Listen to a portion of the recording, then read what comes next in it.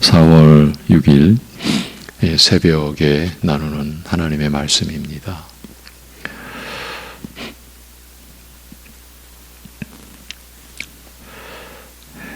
창세전에 우리를 미리 아시고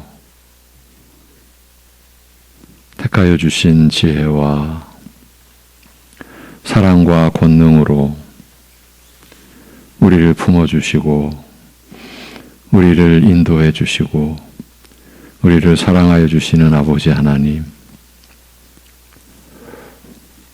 오늘도 주님께서 우리에게 주시는 이 새날을 주님의 생명으로 주님의 은혜로 우리가 살아갈 때에 우리를 통해서 주님의 존귀하신 이름과 주님의 나라가 어떻게 나타나고 어떻게 드러나는지를 생각할 줄 알게 하시고, 그러기에 하나님만을 의지하고 어떤 상황에서도 주님을 바라볼 수 있는 믿음으로 살아가게 하여 주옵소서. 예수님의 이름으로 기도합니다. 아멘. 로마서 4장 16절에서 22절까지를 보시겠습니다.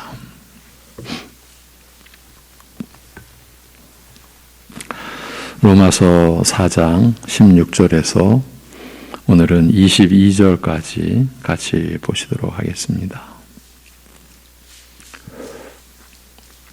로마서 4장 16절에서 22절입니다.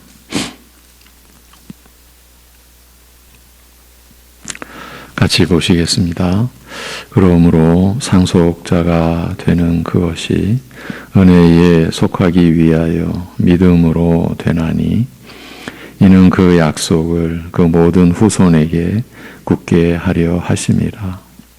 율법에 속한 자에게 뿐만 아니라 아브라함의 믿음에 속한 자에게도 그러하니, 아브라함은 우리 모든 사람의 조상이라. 기록된 바 내가 너를 많은 민족의 조상으로 세웠다 하심과 같으니, 그가 믿은 바 하나님은 죽은 자를 살리시며 없는 것을 있는 것으로 부르시는 이시니라. 아브라함이 바랄 수 없는 중에 바라고 믿었으니, 이는 내 후손이 이같으리라 하신 말씀대로 많은 민족의 조상이 되게 하려 하심이라. 그가 100세나 되어 자기 몸이 죽은 것 같고 사라의 태가 죽은 것 같음을 알고도 믿음이 약하여 지지 아니하고, 믿음이 없어 하나님의 약속을 의심하지 않고 믿음으로 견고하여져서 하나님께 영광을 돌리며, 약속하신 그것을 또한 능히 이루실 줄을 확신하였으니, 그러므로 그것이 그에게 의로 여겨졌느니라. 아멘. 로마서 4장 13절에서 상속자가 되리라고 하신 언약은 율법으로 말미암은 것이 아니요 오직 믿음의 의로 말미암은 것이니라고 했습니다. 바로 이 내용을 14절이 뒷받침해 주고 있는데, 만일 율법에 속한 자들이 상속자이면 믿음은 헛것이 되고 약속은 파기되었느니라고 하였습니다. 율법에 속한 자들이란 율법을 수행하는 자기의 행위로 하나님 앞에서 스스로 의롭다 여기는 자들이라는 뜻입니다. 겉으로만 보자면 이런 사람들이 얼마나 훌륭하게 보이겠습니까? 그 당시 바리새인들을 평가하던 것처럼 말입니다. 그렇지만 바울은 율법에 속한 자들이 상속자이면 곧 자신의 행위로 하나님 앞에 나아간다고 하는 자들이 하나님 나라를 상속받은 자들이라고 하면 믿음은 헛것이 되고 약속은 파기된 것이라고 단호하게 진술합니다. 믿음이 헛것이 되고 약속이 파기되는 상황이 초래되면 어찌 되는 것입니까? 그야말로 모든 게 끝나는 것이지요. 그저 우리는 죄로 인한 영원한 사망에 처하게 되는 길뿐인 것이지요. 한마디로 멸망에 처하게 되는 거지요. 그래서 16절에서 그러므로 상속자가 되는 그것이 은혜에 속하기 위하여 믿음으로 되나니 라고 한 것입니다. 직역으로는 이러므로 믿음으로 말미암나니 은혜를 따라 약속이 모든 씨에게 경고히 되게 하려 함이라고 되어 있습니다. 골자는 믿음으로 말미암는다는 것입니다. 이를 달리 표현하면 오직 은혜로라는 뜻이지요. 그래서 우리말 번역은 그러므로 상속자가 되는 그것이 은혜에 속하기 위하여 믿음으로 되나니라고 했고, 원문 직역으로 보면 이러므로 믿음으로 말미암나니 은혜를 따라 약속이 모든 씨에게 경고히 되게 하려 함이라고 되어 있어서 여하튼 믿음과 은혜는 떨어져 있지 않고 늘 붙어 있다는 점을 명시해 놓았습니다. 그리고 바울은 우리 모든 사람의 조상이 된 아브라함의 믿음을 서술해 가는데 17절 이하의 내용이 그것입니다. 그래서 어제 어렵지만 17절을 주해해 보았던 것입니다. 필요에 따라서 우리말 번역과 원문 직역을 대조해 보면서요. 그 결론은 단지 영적으로 우리 모든 믿는 자들의 조상이 된 아브라함의 믿음을 바울이 소개한 차원이 아니라는 점이었습니다. 바울이 기록해 놓은 아브라함의 믿음이 곧 우리의 믿음의 내용이 되어야 한다는 점이 강조된 구문이라는 점을 확인했던 것이죠. 그 믿음이 어떻게 소개되었습니까? 17절에서 그가 믿은 바 하나님은 죽은 자를 살리시며 없는 것을 있는 것으로 부르시는 이신이라고 하였습니다. 아브라함은 하나님을 죽은 자를 살리시며 없는 것을 있는 것으로 부르시는 이시라고 믿었습니다. 이 부분에서 어제 강조한 내용을 다시 들려드립니다. 원문 직역과 대조에서 우리가 어렵지만 정리한 내용입니다. 여기서 중요한 것은 아브라함이 하나님을 그렇게 믿지 않았으면 그는 많은 민족의 조상으로 세워질 수 없었다.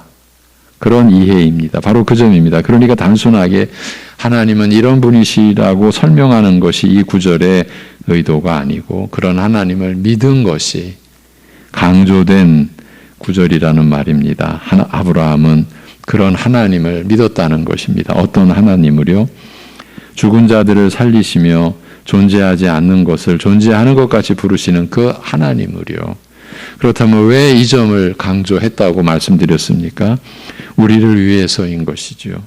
그러니까 하나님께서 아브라함을 많은 민족의 조상으로 세웠고 오늘날 우리도 그 많은 민족에 속하게 되었으니 이런 관계의 설정 안에서 아브라함의 후손인 우리의 믿음도 결정되어 있는 것입니다. 따라서 우리가 하나님을 어떤 분으로 알고 믿어야 한다라는 겁니까? 곧 죽은 자들을 살리시며 존재하지 않는 것을 존재하는 것 같이 부르시는 그 하나님을 믿는 믿음이어야 하는 것입니다. 그래야 많은 민족의 조상인 아브라함의 후손, 영적 후손으로서 하나님 나라의 상속자가 되기 때문입니다. 바로 이 점을 바울은 분명하게 드러내고자 한 것입니다. 우리를 위해서이죠.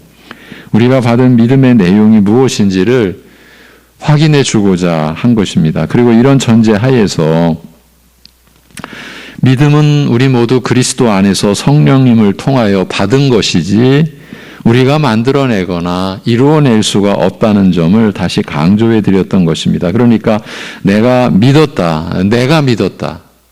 이 말 자체로 그러니까 내가 스스로 나는 믿었다. 이건 거짓입니다.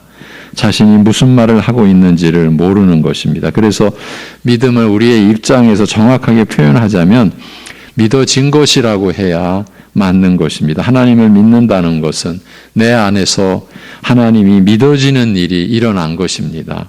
그 일을 이룬 주체도 내가 아니고 하나님이신 것이죠. 예수 그리스도께서 성령님을 통해서 우리에게 일으켜지도록 하신 그 믿음인 것이죠. 그래서 사도 바울은 이 아브라함의 믿음의 근원을 18절부터 상세하게 설명합니다. 아브라함이 바랄 수 없는 중에 바라고 믿었으니 이는 내 후손이 이 같으리라 하신 말씀대로 많은 민족의 조상이 되게 하려 하심이라고요. 여기서도 직역을 보겠습니다. 그는 바랄 수 없는 중에 바라고 믿어 많은 민족의 조상이 되었으니 내 씨가 이와 같으리라 말씀하신 바에 따른 것이라. 이 구절에서의 요점은 그는 바랄 수 없는 중에 바라고 믿었다는 것입니다. 이 구절을 앞에 17절과 연결시키면 이제 뒤에 이어지는 내용과 자연스럽게 연결이 되는데, 먼저 앞에 구절과 연결을 시켜보면 아브라함이 죽은 자들을 살리시며 없는 것을 있는 것 같이, 존재하지 않는 것을 존재하는 것 같이 부르시는 그 하나님을 믿은 것이 바로 바랄 수 없는 중에 바라고 믿은 것이라는 뜻이 됩니다. 충분히 납득이 되는 내용 같아 보입니다. 사람이 어떻게 죽은 자들이 살아나는 것을 바랄 수가 있겠습니까? 우리가 사람이라면. 그리고 없는 것, 곧 존재하지 않는 것을 있는 것으로, 곧 존재하는 것으로 나타나는 것을 어떻게 바랄 수가 있겠습니까?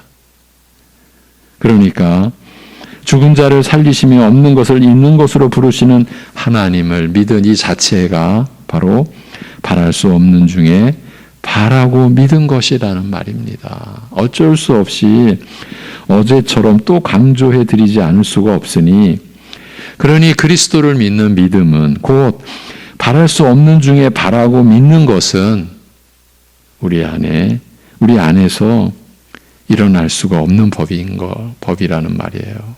우리 안에서 우리의 그 무엇으로 그 믿음이 일어나게 되는 게 아니라는 법입니다. 사람이 자기 스스로 하나님을 믿게 되는 일은 절대로 영원히 일어날 수 없다는 뜻입니다. 그런데도 우리의 현실은 이 진리를 뒤집어 엎어버리고 있습니다. 수많은 교인들이 자기가 믿은 줄로 알고 있으니까요. 더 나쁜 것은 그렇게 조장하는 거짓 신학이, 거짓 교리가 판을 치고 있으니까요. 이미 오래전 정통 교회에서 이단으로 규정하고 결의했었는데 희한할 정도로 각 시대마다, 각 지역마다 믿음으로 구원받는 것도 자기 하기 나름이라는 이 거짓 복음이, 이 다른 복음이 교묘하게 교회 안에서 주인 행세를 하고 있는 것입니다. 우리라고 해서 예외일 리가 없습니다. 그래서 하나님의 은혜에 붙잡고 할 수 있는 한 말씀으로 가자. 그렇게 여러분에게 권고하고 제안하고 말씀을 드리는 것입니다.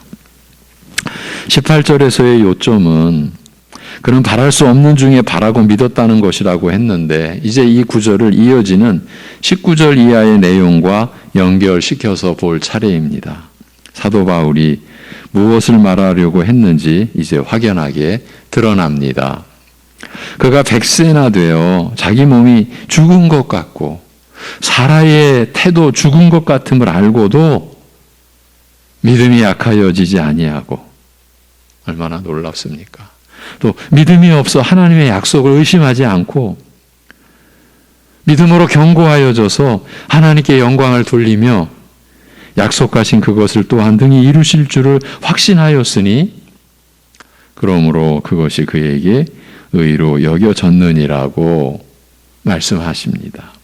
이렇게 해서 아브라함의 믿음의 실체가 드러나게 되었습니다.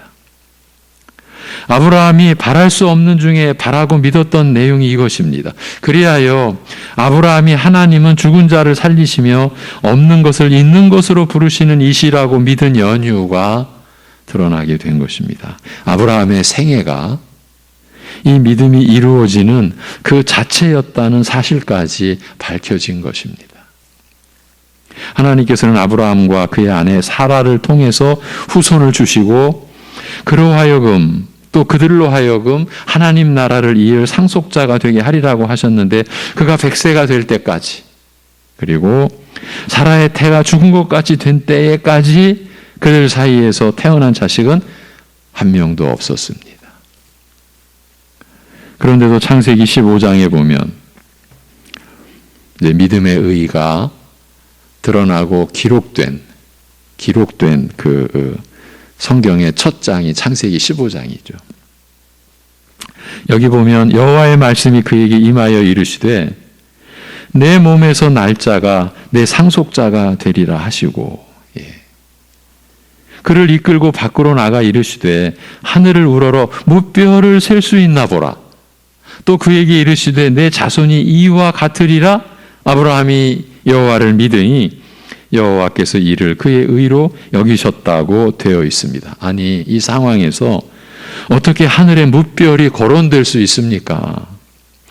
내 몸에서, 여기서 내 몸이라고 하는 것은 아브라함과 사라 사이에서 날짜가 내 상속자가 되리라고 하셨지만 아직 단 한 명의 자손도 없었습니다.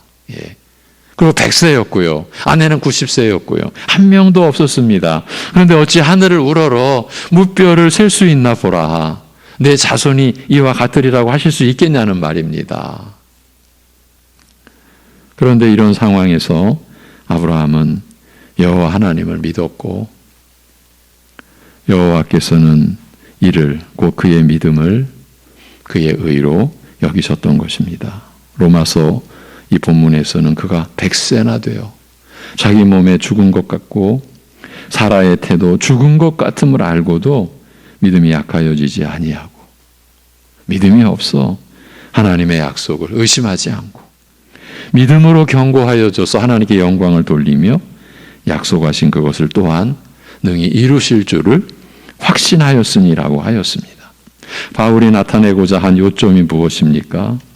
100세나 된 아브라함은 자기 몸이 죽은 것 같음과 아내 사라의 태도 죽은 것 같음을 알고 있었지만, 너무 잘 알고 있었지만 자기 나이요 자기 몸이니까, 아내의 나이요 아내의 몸이니까 알고 있었지만, 그러나 하나님의 약속을 의심하지 않고 그 하나님의 약속을 믿었다는 것입니다. 그러니까 그의 믿음은 하나님과 그의 약속에 대한 믿음이었습니다. 아브라함은 하나님을 믿었고 그래서 하나님의 약속을 믿었습니다. 이러한 아브라함의 믿음이 그리하여 죽은 자들을 살리시며 존재하지 않는 것을 존재하는 것 같이 부르시는 그 하나님을 믿는 믿음이 된 것입니다. 그러니까 하나님의 약속을 믿은 아브라함은 자신과 아내 사라의 상태를 고려했을 때 그 약속이 이루어지는 길은 단 하나였으니 곧 죽은 자들을 살리시며 존재하지 않는 것을 존재하는 것 같이 부르시는 그 하나님의 역사뿐이라는 것을,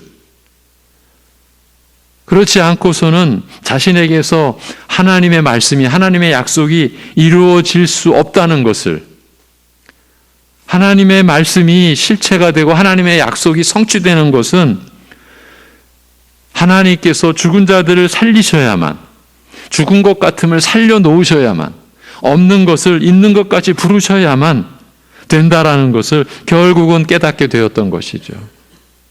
그렇지 않겠습니까? 지금 자신과 사라 사이에서 난 자녀는 한 명도 없는 데다가, 이제 그러니까 여종 하가를 통해서나 아니면 종의 그 자녀를 하나님 앞에, 이들이 이 하나님 나라를 이을 상속자입니까? 그랬죠? 창세기 15장에서도. 그러나 그들이 아니라고 했어요. 너와 내 아내에게서 날 자라.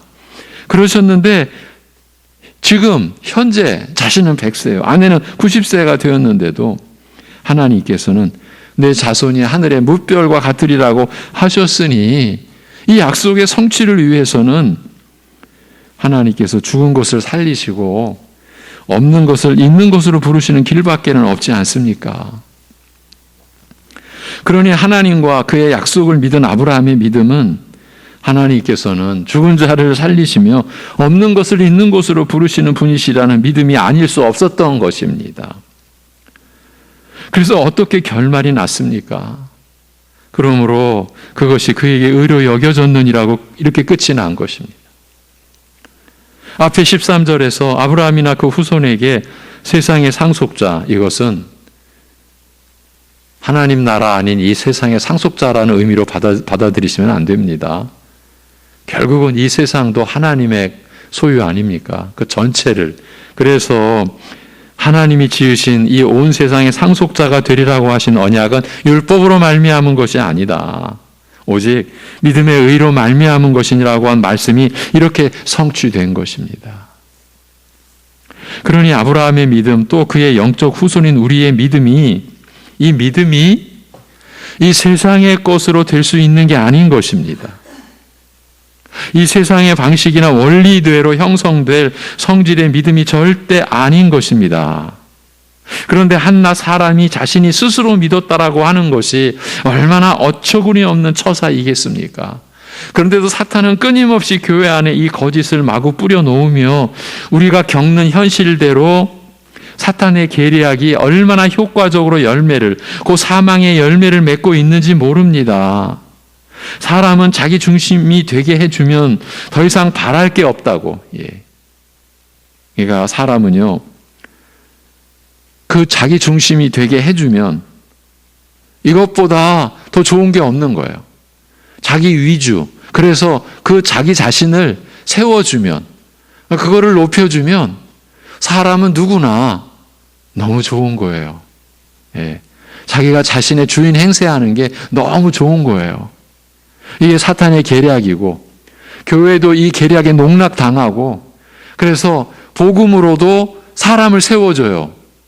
복음으로도 사람을 인정해줘요. 그러면 좋은 거예요. 교회 안에서도.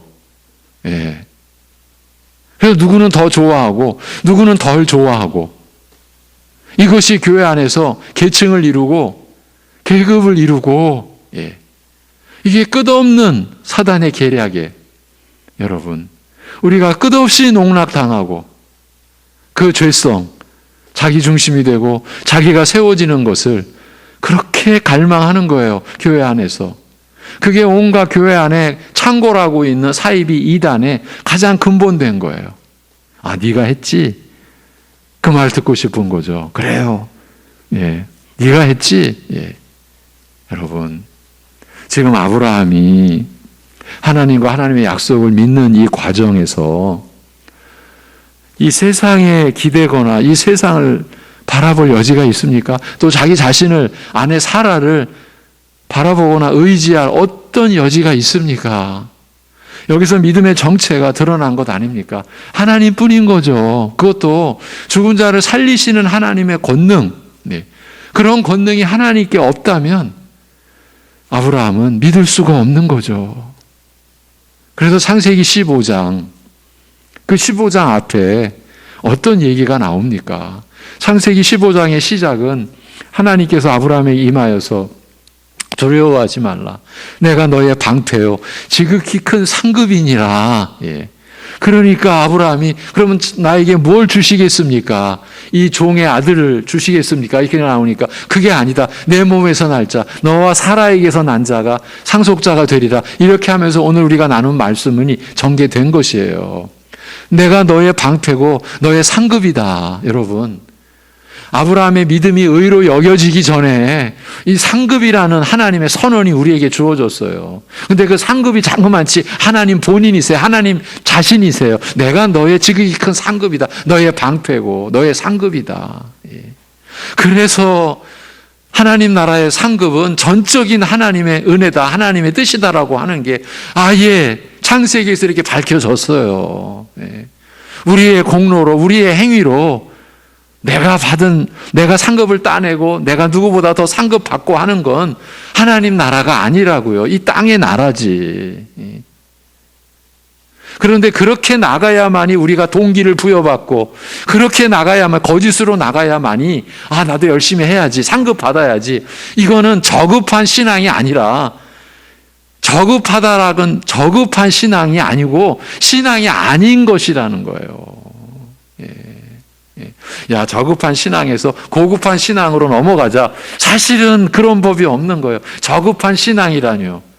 우리가 아무리 연약한 믿음일지라도 우리 안에 믿음이 일어난 건 오직 성령님의 역사예요.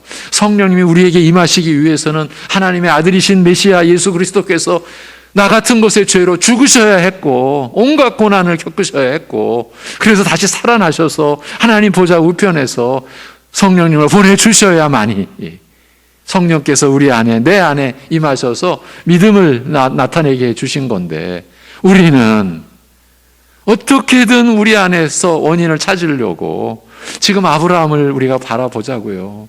자기에게 무슨 바라볼 여지가 있습니까?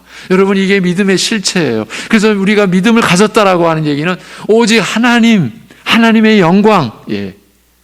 그래서 날마다 나를 부인하는 거예요. 나는 죽어야 되는 거예요. 십자가를 지는 거예요. 내가 살아나면은 안 되는 거죠. 내가 주인 행세하면은 안 되는 거죠. 그래서 내 뜻으로 쫓아 사는 게 우리 신자의 생애가 아니라 나는 죽었잖아요. 그리스도와 함께 나의 옛사람. 그래서 하나님의 나라, 하나님의 뜻을 우리가 섬기는 거죠. 그게 기쁜 거죠. 감사할 뿐인 거죠. 그런데도 하나님은 우리의 마땅히 하나님께서 우리에게 주신 은혜로 되어지는 행실을 가지고도 부모가 자녀에게 상 주고 싶은 그런 마음으로 우리에게 상급 얘기를 하셨어요. 그런데 그 상급의 본질은 창세기 15장에 내가 너의 상급이다.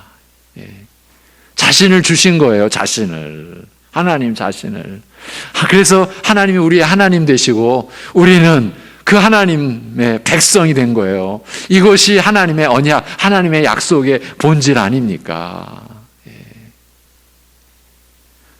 여러분, 사람은 자기 중심이 되게 해주면 더 이상 바랄 게 없다라고 여기는 이 죄된 성정을 가지고 있고 마귀는 너무 이 점을 잘 알고 있고 또 언제나 기막히게 활용한다라는 사실을 잊으시면 안 됩니다. 지금 우리가 믿음으로 산다라고 하는 것은 오직 성령의 역사로 사는 거예요. 주님의 은혜 안에서 사는 거예요. 아버지 하나님의 그 거룩하시고 선하시고 기뻐하시고 그 온전하신 뜻 안에서 우리가 사는 거예요. 성령님이 떠나시면요, 그 순간 끝이에요, 여러분. 우리가 호흡이 멎어지면 육신의 생명은 다한 거잖아요. 그게 보여주는 바가 성령이 떠나시면 우리의 영적 호흡은 멈추게 되는 거예요. 그걸 우리가 은혜다. 그리스도 안에서 우리가 받아 누리는 은혜라고 하는 거예요. 그런데도 하나님 나라의 교회 안에서 자기 이름, 그 이름 석자 때문에 자신도 죽이고 남도 죽이는 길을 우리는 서슴지 않아요. 이게 다 무엇 때문입니까? 하나님의 말씀이 가려진 거예요. 그러니까 우리가 말씀을 붙잡고 있다고 하지만 말씀의 본체는 못 붙잡고 어쩌면 껍데기만, 내가 말씀으로 사는 흉내만 내고 있는지 몰라요. 그래서 이 땅에 500여 년 전 종교개혁이라고 하는 이 세상의 역사에 특별한 섭리를 하나님께 나타내 보여주셨고 그 안에서 이제 로마 천주교, 구교를 통해서 신교, 개신교, 그래서 장로교 등 개신교가 이 땅에 일어나도록 하나님이 섭리해 주셨어요. 오직 믿음으로, 오직 그리스도의 은혜로, 오직 말씀으로, 오직 하나님의 영광으로 살라고. 그런데 500년이 지난 지금 또 본래 자리로, 아니 어쩌면 더 교묘하게 외식하고 위선하고 더 가려진 그런 가운데로 들어가 있는지도 모르는 것 같아요. 제 자신을 봐도, 우리 자신을 봐도. 기도하겠습니다. 하나님 아버지, 아브라함을 통해서 우리가 하나님을 믿은 믿음, 그리스도를 믿는 믿음이 도대체 어떤 내용이며 어떻게 이루어지는지를 이렇게 하나하나 짚어가시며 우리에게 일러주시는 이 말씀을 우리가 왜 못 붙잡고 있었는지, 왜 우리가 이런 말씀에 참으로 붙들리고 붙잡히고, 그래서 우리가 나를 붙들은 이 말씀을 내 생명보다 더 귀한 것으로 여기고, 그래서 그 말씀을 더 붙들고 더 사모하고자 하는 그러한 중심에서 우리가 살아오지를 못했는지, 오늘도 하나님 앞에 이 죄스러움을 고백하고 이렇게 하나님의 참 오래 참으심을 또 우리가 떠올리지 않을 수가 없는 고백을 드립니다. 아버지 하나님, 우리를 불쌍히 여겨주시고 우리에게 이 생명의 은혜를 베풀어 주셔서 우리의 무지, 사망과 결탁한 그 어두운 무지에서 우리를 밝히 드러나게 하여 주셔서 우리 자신을 보게 하시고, 그래서 하나님의 우리를 향하신 뜻에 더 한 걸음 나아가고 하나님의 말씀에 그 본뜻을 우리가 붙잡고, 그렇게 나아가고 붙잡는 것도 내 실력이 아니라 내 능력이 아니라 나를 드러내는 무엇이 아니라 오직 하나님의 뜻이요 하나님의 은혜요 하나님의 사랑 때문임이 진정으로 우리 자신 안에서 고백되어지고, 그래서 그것이 우리 안에서 넘쳐나는 찬양이 되고, 그 찬송 소리가 오직 믿음으로 하나님 앞에 올려지는, 하나님을 기쁘시게 하는 우리의 연약한 그 작은 행위가 되게, 그렇지만 그 작은 행위 속에 하나님을 향한 신실한 믿음이 우리 안에 임하게 주여 역사하시고 이렇게 우리를 인도해 주시옵소서. 하나님의 말씀이 우리를 인도하시는 대로 우리가 이끌려 갈 수 있도록, 그래서 오늘도 자기를 부인하고 자기 십자가를 지고 주님을 따르는 기쁨이, 감사함이, 그래서 쉬지 않고 주님을 의지하는 그 기도하는 중심이 오늘 우리를 주장하고, 그래서 우리가 살아가는 가정 안에서, 이 사회 일터 안에서 우리가 하나님의 이름으로 하나님의 영광을 위해 하나님의 영으로 살아가는 자임을, 그래서 우리가 세상의 것에 우리가 함몰되거나 그거 쫓는 사람이 아니라는 것을 오늘도 우리 스스로 나타내고 입증해내고, 그래서 우리가 성령을 받아 그리스도의 증인으로 이 땅에 있게 하신 하나님의 뜻을 우리가 연약한 가운데서 드러내고, 그것이 기쁨이 되고 감사가 되는 하루 되게 하여 주옵소서. 모든 것 주님께 의탁하오며 우리 주 예수 그리스도의 이름으로 기도하옵나이다. 아멘.